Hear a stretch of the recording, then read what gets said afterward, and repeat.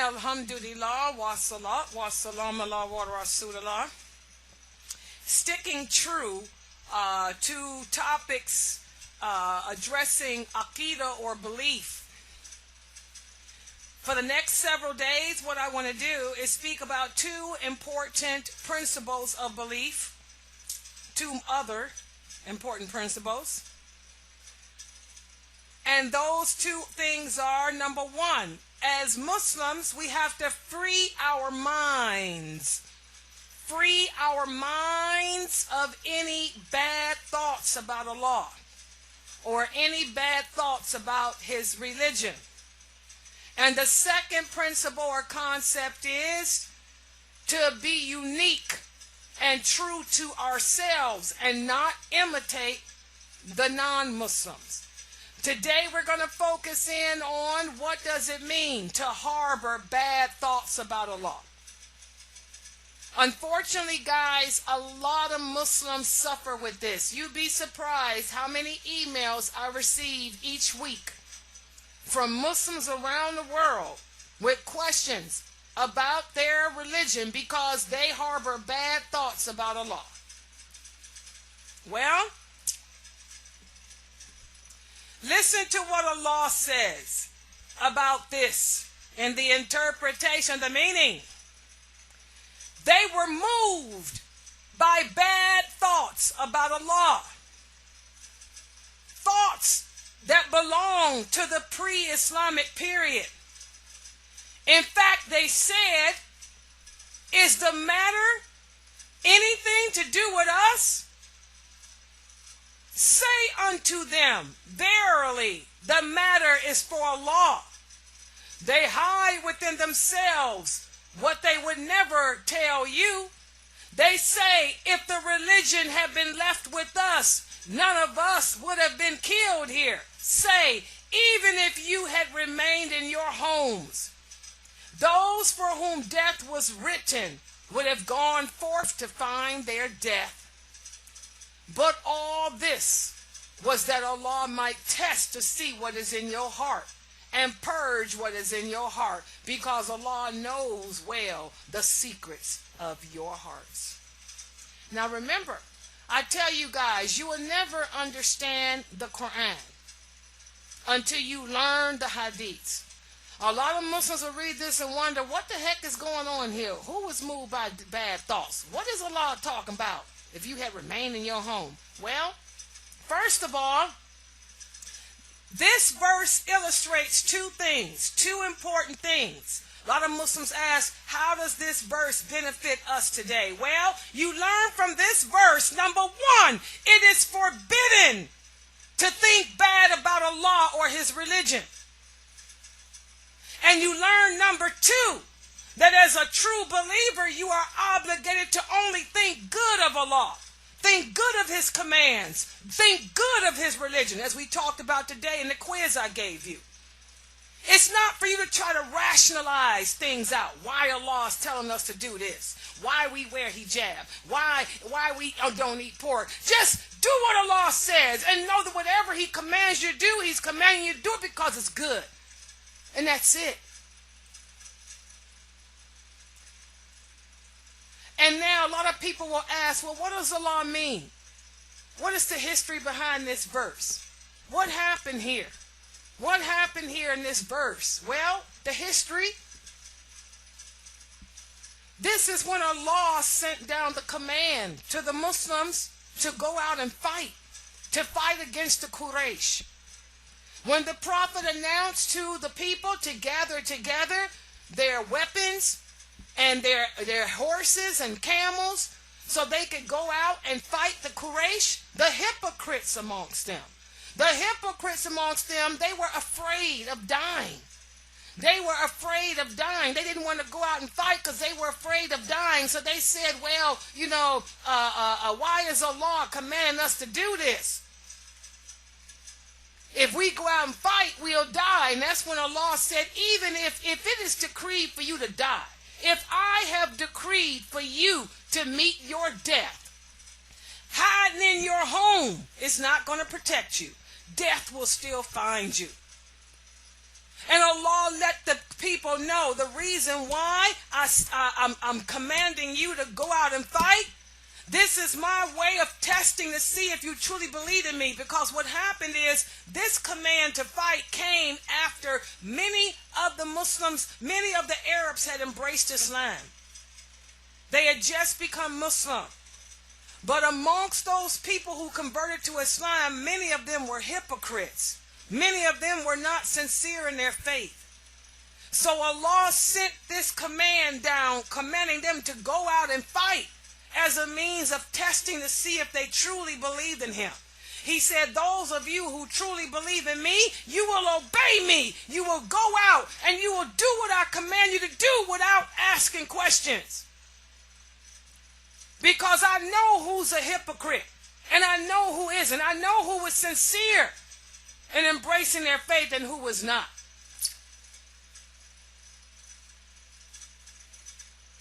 Okay? So that's the history behind that. But how can you benefit from that verse today? How can I benefit? Understand that here Allah is saying, whenever Allah commands us to do something, we do it. It is forbidden to think bad about Allah or to think bad about his religion. You're obligated as a believer to only think good. Also, Allah says in the interpretation of the meaning that he may punish the hypocrites, men and women, and the unbelievers, men and women, and anyone else who thinks evil of Allah. On them is a round of evil. The wrath of Allah is on them. He has cursed them, and he has prepared for them the hellfire, and an evil destination is. As I told you guys, we have a couple of sisters here who are new to Islam. They're going to discover what you and I have discovered. That we're surrounded by a lot of people who say they're Muslim, but they're hypocrites. When they find out that you're learning your religion from me on this website, they're going to come to you and tell you, oh, you shouldn't listen to that lady. You should never go to her classes. She's an evil, vicious woman. These people are hypocrites. When you know everything I'm teaching you is taken directly from the Quran, directly from the authentic Sunnah, I'm giving you Islam with the understanding of the companions.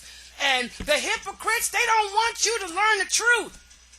They want you to be like them. So they will do everything in their power to pull you away. To try to convince you to not come to this website. They'll go so far as to try to get you to listen to other people who call themselves life coaches. There's no life coach in Islam other than the Prophet Muhammad. But they'll tell you, listen to this woman or listen to this man, this person to help you, when these people are not teaching you nothing about La ilaha illallah, Muhammad Rasulullah. They're not giving you nothing that's going to bring you close to Allah. But that's how the hypocrites work. Their mission is to destroy the truth. Their mission is to stand in the way of the truth. And then once they pull you away from this website, you're going to find that they will abandon you. You'll be abandoned. They'll leave you alone and move on to someone else. So this is why Allah has cursed the hypocrite.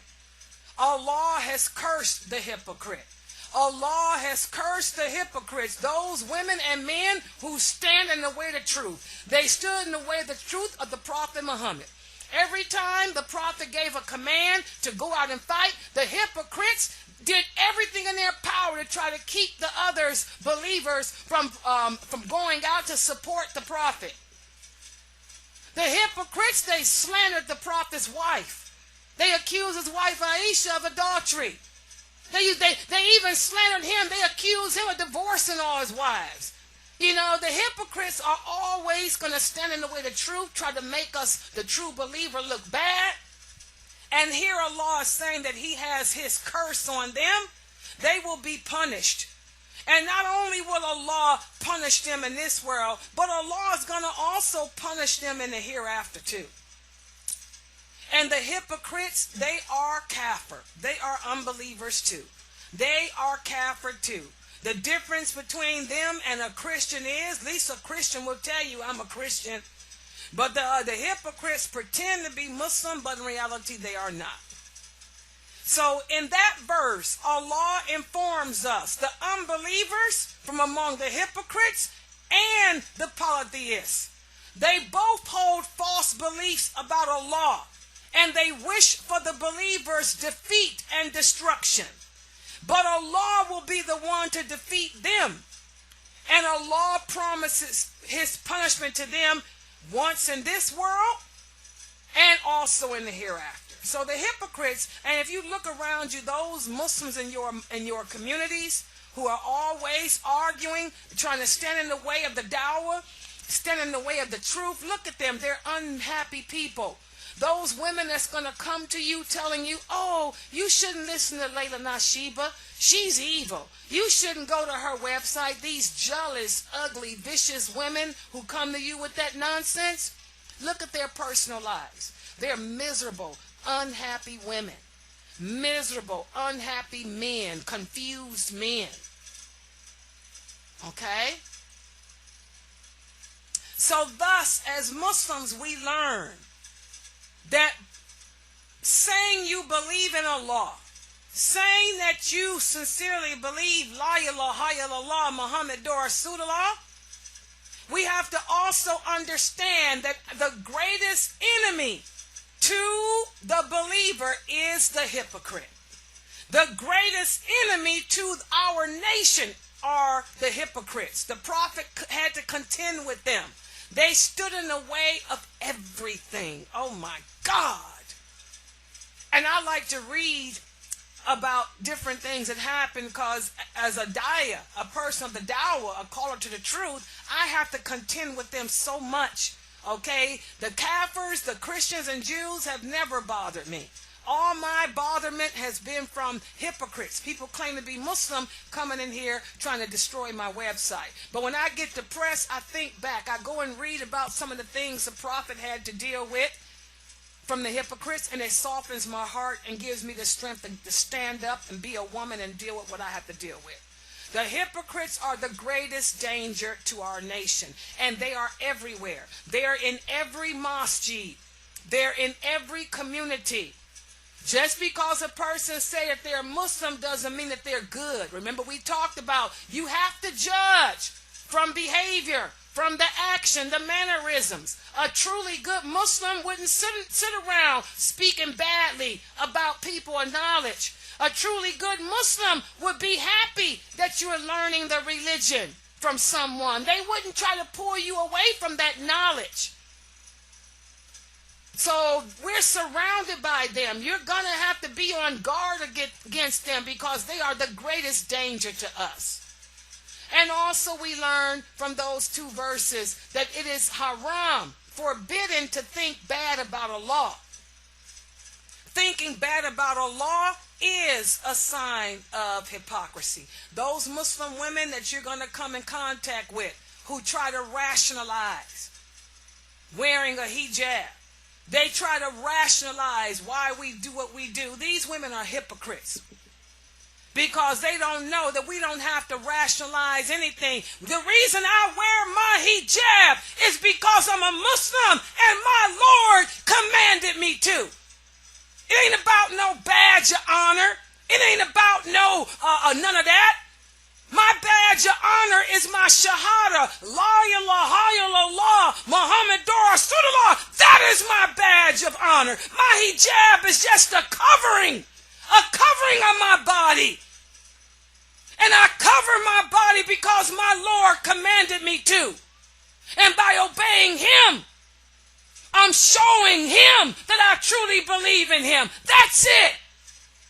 But the hypocrites ain't going to say that. They're going to tell you, oh, sister, you wear hijab because it's your badge of honor. We don't show our bodies.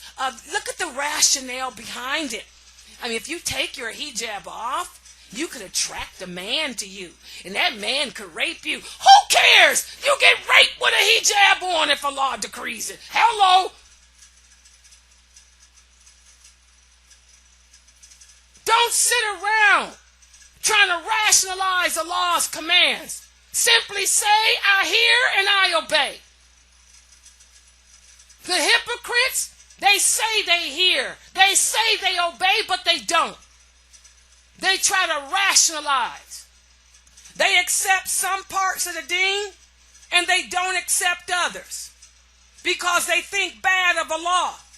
In reality, they don't accept everything Allah says. They pick and choose.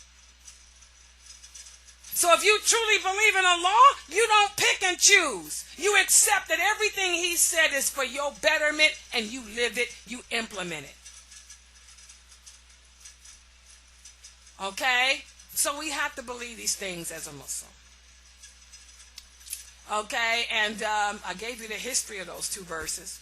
Now, for those people who do walk around harboring bad thoughts about Allah, again, I want y'all to look at these people. First of all, what's an example of a bad thought? Well, I kind of think that Allah was being extreme when He said that I have to cover my head.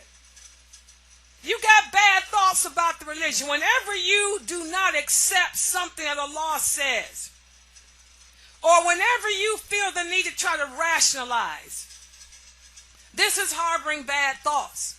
And if you were to look at the people who have bad thoughts, again, look at how they live their lives. You will find that these are people who are stressed, living in stressful situations. These are people with anger issues. These are people who are quick to blame and find fault in other people but themselves. These are people, even though they claim to be Muslim, they have a hard time accepting Allah's decree. These are people that always talk about what should have been, instead of what is happening. These are qualities of those who harbor bad thoughts. And when you come upon these type of people, these people who have bad thoughts, they'll tell you, well, I blame this person or that person, or they find fault. For example, I don't like polygamy. Polygamy is something bad. It's abusive towards women. I mean, women have no rights. A man can just do what he wants. When you find people doing that, tell them to stop. Stop. Stop trying to rationalize Allah's commands. Stop trying to figure out why Allah says what He says. And instead, look at yourself. Look at yourself. That's what you tell those people. And then what I want you guys to do is look at yourself too. Make sure that you are not suffering from bad thoughts like they are. Ask yourself, are you free from those type of thoughts? If you are, then this is good. But if you find that you're a person just like them, always questioning why we have to pray 5 times a day, why come I can't wear sandals? That's a big one. For you Muslim women listening to me, I want you to understand that the top of a woman's foot is part of her nakedness. You have to have the top of your feet covered when you leave the house. Don't ask me why. Don't ask me why. It's just you have to hear and obey. The Prophet ﷺ said when a woman steps out in the public, make sure that her outer garment comes down to the ground to cover the top of your foot. Don't ask why. Just simply say, okay, I hear and I obey. But if you find that you are one of those people saying, well, that doesn't seem to be too important to me, I'm going to wear sandals, then hey, you got some signs of hypocrisy in you. Because again, to question Allah, to not accept His commands, those are all signs of hypocrisy within yourself. Okay? Also, guys, again, remember, the true believer has no signs of hypocrisy. The true believer harbors no bad thoughts about Allah and His religion. because he knows to think bad, to question, to ask why is following in the footsteps of Shaitan, okay? But to accept what Allah says, to yield to Allah's commands, this is following in the footsteps of our righteous forefathers, the companions, the Prophet Muhammad, and all the other prophets of Allah. And that's the only way that you're going to stay upon the truth, okay? Is to follow their example, not the example of the people around you. You don't want to be one of those people that say everybody else is doing it. All the other women wear sandals with their feet out. I went to Egypt. I went to Saudi. They wear sandals with their feet out. It ain't about what everybody else is doing. We already know that out of every 100 people, you know 99 of them are going to be in hell. That's a fact. So of course the other people are doing it.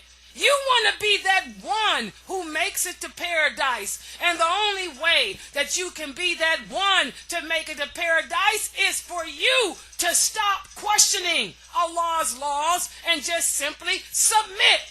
To free yourself of bad thoughts about Allah and His religion and simply yield and submit.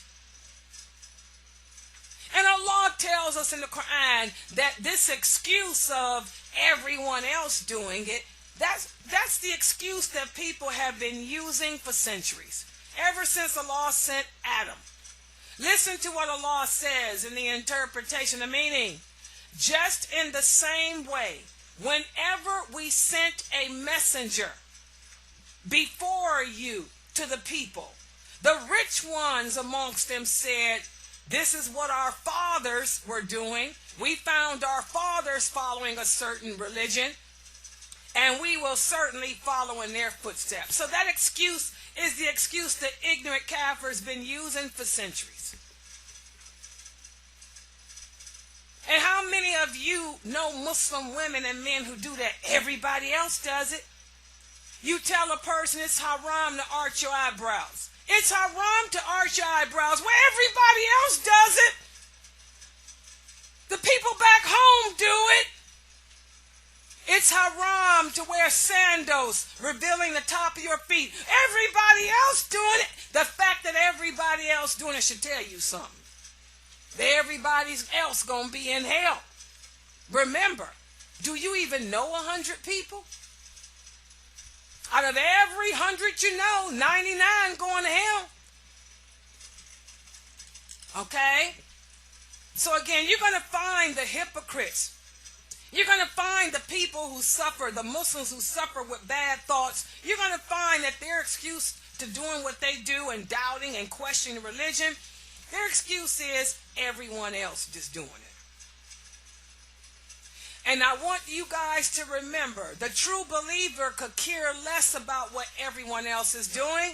The true believer sticks to what Allah says. They stick to what the Prophet said.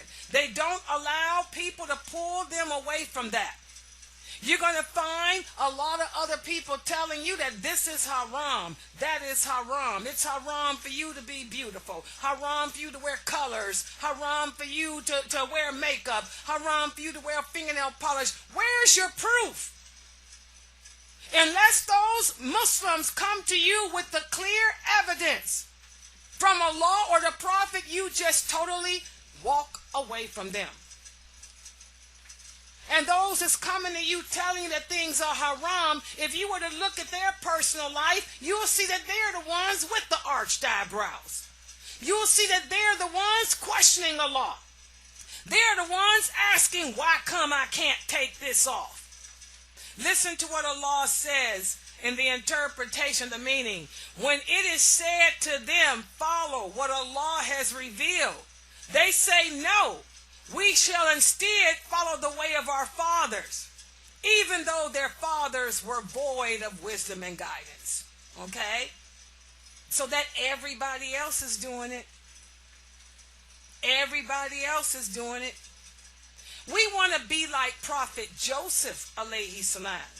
Listen to what Joseph said. He said, and I follow the way of my father, who was Abraham and Ishmael.